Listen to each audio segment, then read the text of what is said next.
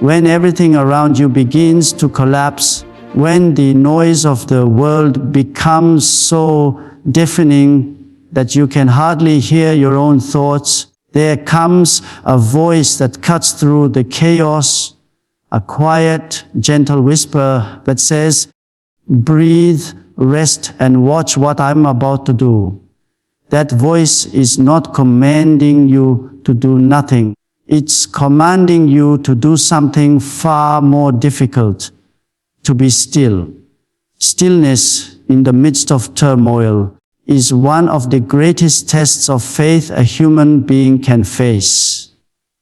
Because our instinct, when life spins out of control, is to grab the wheel, to fix, to plan, to force outcomes. But what if the very act of stillness is the mechanism through which God restores order?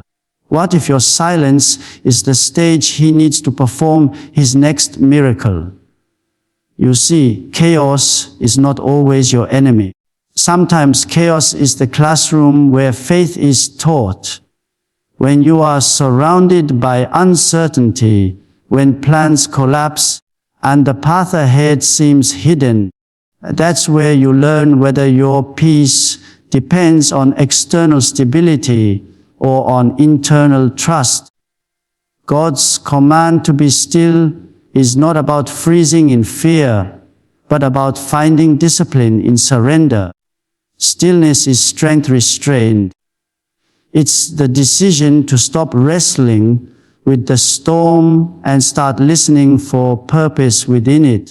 We often think that doing something, anything, gives us control, but there are seasons when movement becomes noise and noise drowns out direction.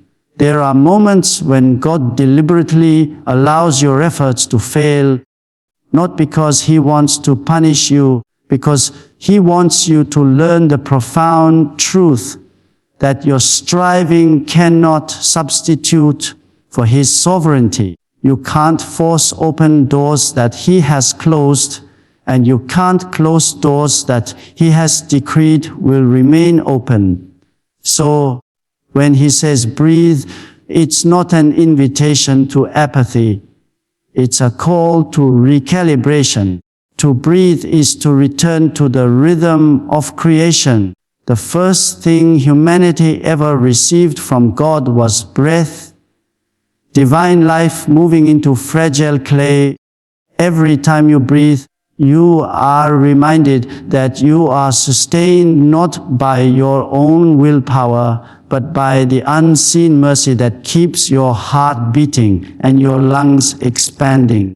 When everything feels like it's spinning out of control, focus on the one thing that proves you're still alive. The breath that connects your body to eternity. Inhale trust, exhale fear. That is not poetic language, it's spiritual practice. It's faith embodied. Stillness also demands humility. It's an acknowledgement that you don't have all the answers and that your understanding, no matter how vast, is still finite. The human ego resists stillness because it craves control. God's wisdom often hides in quiet places, in pauses, in delays, in silence. When He tells you to rest, He's not rejecting your effort. He's redirecting your energy. Because if you keep moving when He's calling you to stop, you might end up building something He never intended. Think of it this way: a seed must remain buried, still, unseen, before it ever breaks open into life. There is no growth without stillness, no resurrection without waiting. And just like that seed, you might find yourself in a dark, quiet, motionless season. But that doesn't mean nothing is happening. Beneath the surface, roots are forming. God is preparing you for a transformation that requires you to stop fighting the soil and start trusting the process. So when life overwhelms you, when your plans unravel, and you feel powerless to change what's happening, remember this: stillness is not weakness, it's wisdom. It's alignment with the divine order that operates beyond your perception. Sometimes the most powerful thing you can do is nothing. Not out of despair, but out of faith. Because when you finally stop striving, you make space for God to move. And in that space, He will do what no amount of human effort ever could. Breathing is the most ordinary thing we do, and yet it's the most sacred. It's the invisible link between the physical and the spiritual, the seen and the unseen. When God formed man from the dust, He didn't simply sculpt a figure. He breathed into it. That breath carried purpose, identity, and divine rhythm. Every inhale since that moment has been a continuation of that same act, life sustained by grace. When you find yourself overwhelmed, anxious, or uncertain, God's quiet instruction to breathe is not metaphorical, it's divine therapy for the soul. In those moments when panic rises and thoughts spiral, your breath becomes the most honest prayer you can offer. Every inhale whispers, "I trust you," and every exhale releases the illusion of control. The act of breathing forces you to slow down, to return to the present, to realize that survival itself is a miracle.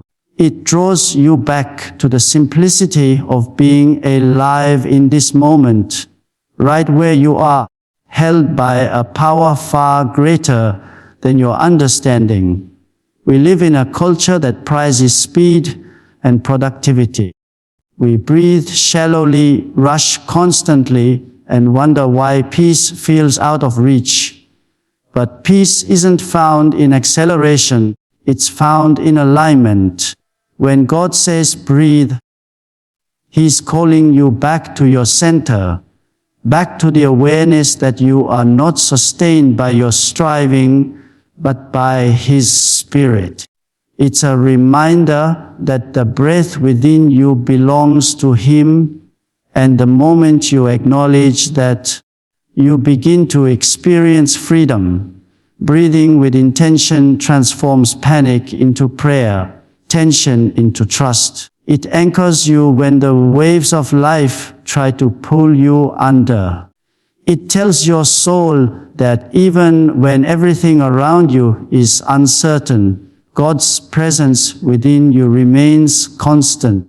So when fear whispers that you're losing control, take a deep breath and remember, control was never yours to begin with. Each breath you take is evidence of His faithfulness, proof that He's not finished with you yet. So breathe deeply, rest completely, and watch quietly, because the same breath that brought you into existence is the same breath that will carry you through every storm until His next miracle unfolds. Rest is one of the most misunderstood commands of God. We often think of rest as inactivity, as doing nothing, but in truth, rest is an act of profound faith. It's a declaration that the world will not fall apart if you stop striving.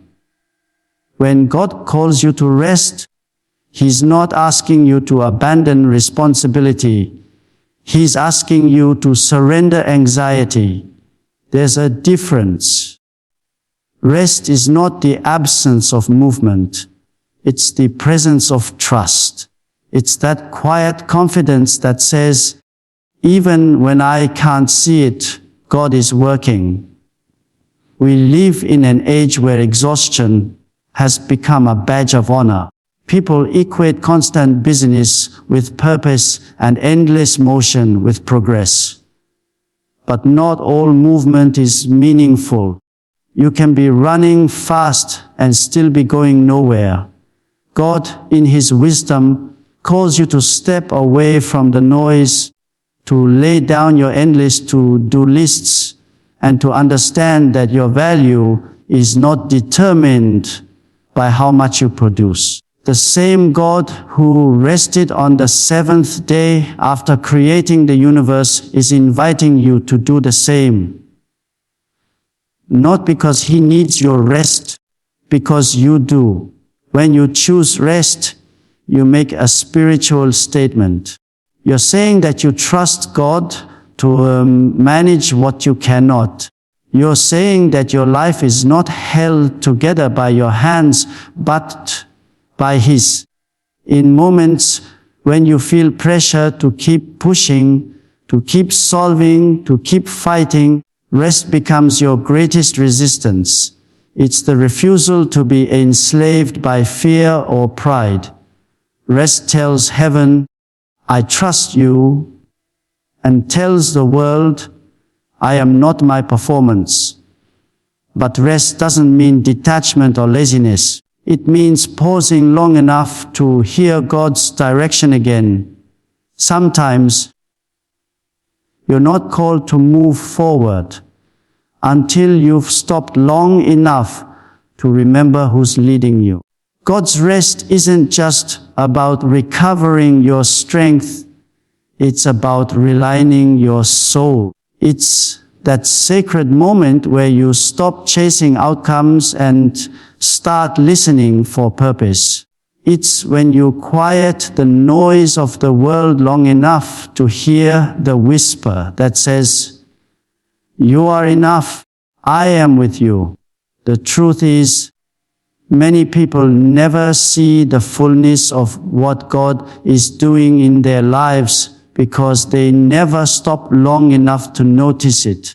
They rush through seasons that were meant for reflection. They feel silence that was meant for revelation. God often speaks in pauses. His miracles unfold in quiet spaces, in the moments where you finally let go of your frantic grip and allow Him to take over. So when He says, rest, it's not a suggestion, it's a strategy. Rest doesn't delay your destiny, it positions you for it. Because while you rest, He rebuilds. While you pause, He prepares. And when you finally rise again, you rise not in your own strength, but in His renewed power. Rest, then, is not weakness, it's worship. It's saying, God, I trust you to do more with my surrender than I could ever do with my striving. Letting go of control is one of the hardest lessons life will ever teach you. From the moment we are born, we are taught to hold on, to grasp, to build, to manage, to make sense of everything. Control gives us the illusion of safety, of predictability, of power. But sooner or later, life introduces us to a truth we all resist. Control is temporary, fragile, and often an illusion. There are moments when you do everything right, plan carefully, and still watch things fall apart. In those moments, God whispers the same words He's spoken since the beginning. Breathe, rest, and watch what I'm about to do. He's not asking for your strength. He's asking for your surrender. Surrender doesn't mean giving up. It means giving over. It's the recognition that there is a difference between responsibility and control. You are responsible for obedience, for faithfulness, for showing up. But the outcome, the timing, and the result belong to God. When you understand that, you begin to live with a strange kind of freedom. You stop forcing doors open and start trusting the one who holds the keys. You stop trying to manipulate outcomes and start aligning with divine order. You stop fighting battles that were never yours to begin with. The truth is, much of our anxiety comes from trying to manage what only God can handle. We worry about the future, about people's opinions, about outcomes we can't predict. But worry is faith in the wrong direction. It's placing trust in your fear instead of in God's wisdom. When you learn to release control, you make room for peace to enter. Peace is not the absence of chaos. It's the presence of trust. It's knowing that even if the path doesn't make sense, the one who guides you never loses his way. You may think letting go means weakness, but in reality, it takes extraordinary strength. It takes courage to stop striving when everything in you wants to fix it. It takes faith to stay silent when your heart is screaming for answers. But God's greatest work often happens in the unseen, in those quiet moments where you finally say, I can't, you can. It's in that moment that transformation begins. Because when you finally stop trying to control everything, you stop getting in the way of what God is trying to build. Think of a potter shaping clay. If the clay resists, if it stiffens, it can't be molded. It breaks under pressure. But when it yields, when it softens, the potter's hands can form it into something beautiful. You are that clay. Every time you let go of your need to control, you make it easier for God to shape you. The process may not always feel gentle. The stretching, the turning, the pressing, but it's always purposeful. Sometimes God will strip control from your hands, not because He's punishing you, but because He's preparing you. He knows that as long as you're clinging to what's comfortable, you'll never reach what's possible. He will allow doors to close, plans to fail, and people to walk away, not to break you, but to build your faith. He's teaching you that His sovereignty is not dependent on your stability. So, when you feel everything slipping through your fingers, don't panic. That's grace at work. That's God inviting you to trust Him on a deeper level. The tighter you hold on, the more it hurts, but the moment you release, peace flows in. Letting go doesn't mean losing, it means aligning. It means understanding that what's meant for you will never require manipulation, and what's not meant for you will never be sustained by your strength. In the end, control is heavy, surrender is light. And when you finally lay it down, when you choose to breathe, rest, and trust, you'll find that God has been waiting to do what only He can. To take the chaos you couldn't fix and turn it into something far more beautiful than you could ever have imagined. One of the most difficult things to accept in life is that God's timing rarely matches our expectations. We live in a world that demands instant results. We pray today and expect breakthrough tomorrow. But divine timing doesn't operate according to human impatience. God is not late, He's precise. His timing is a language of love that often sounds like silence. When nothing seems to be moving, when doors stay closed, when prayers seem unanswered, it's easy to assume that He's forgotten. Yet, it's in those seasons of delay that God is often doing His deepest work. Waiting is uncomfortable because it confronts our desire for control. It exposes how much we depend on visible progress to feel secure. But the truth is, faith doesn't grow in comfort, it grows in uncertainty.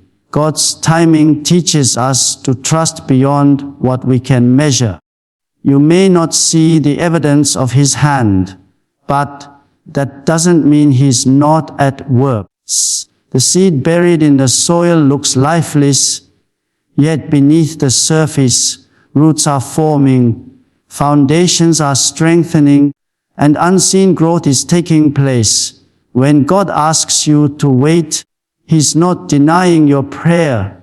He's preparing you for its fulfillment. The delay is never wasted time, it's divine preparation. Sometimes what you're asking for requires more maturity, more strength, or a different perspective. God is not just arranging circumstances, He's shaping your character to handle what's coming. If He gave you everything you asked for right now, you might not be ready to hold it. So instead of rushing the process, learn to rest in it. The waiting season is not a punishment, it's protection.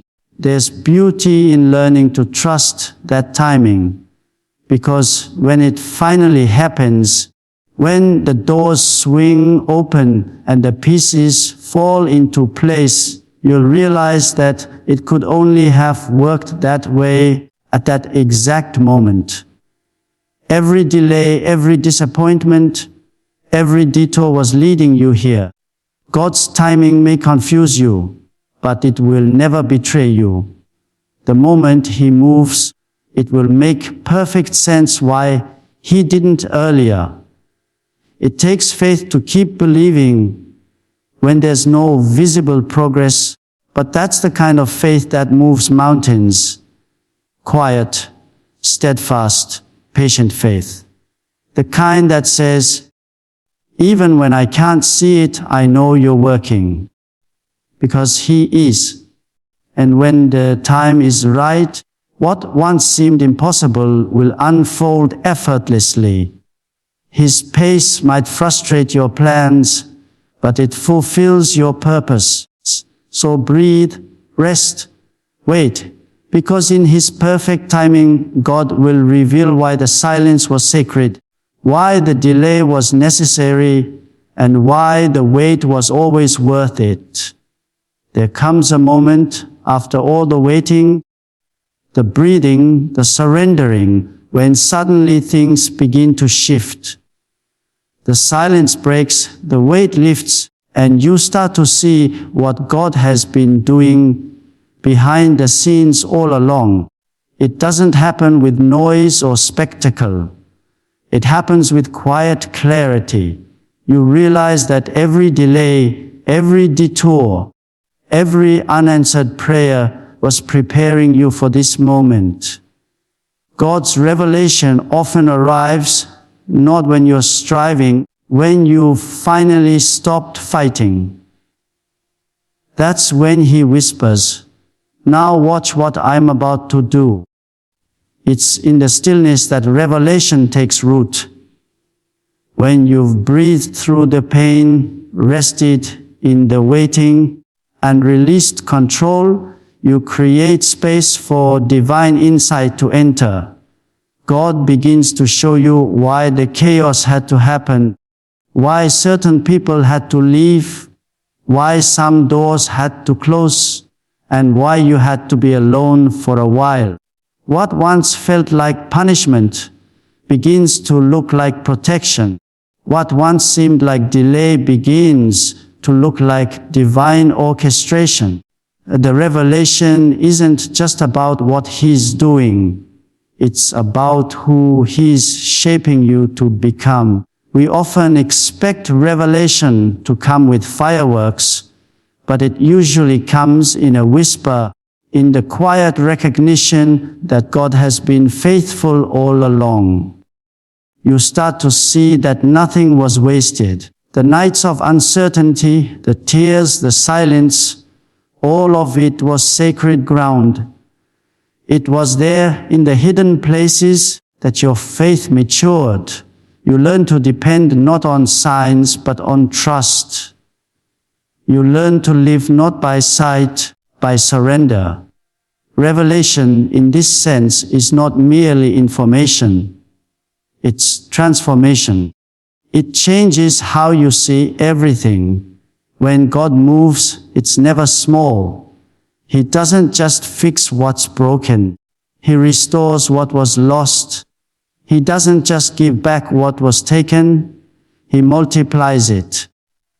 What He's about to do in your life isn't just for your comfort. It's for your calling. It's not to prove that you were right.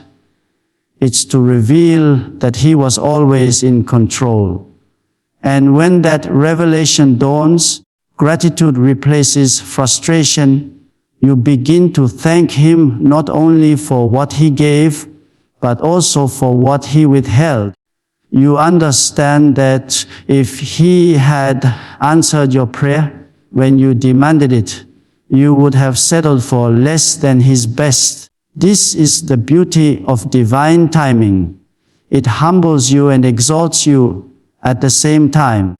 It reminds you that your story was never random. It was always written with intention. Every chapter, even the painful ones, led you here to a place of deeper awareness, peace, and clarity. The revelation shows you that the waiting wasn't empty. It was sacred preparation for the unveiling of something greater than you could imagine. So, when God says, "Watch what I am about to do," it's not a casual statement, it's a promise. It's His way of saying, "You've done your part. You've breathed. You've rested. You've trusted. Now let me show you why it all mattered."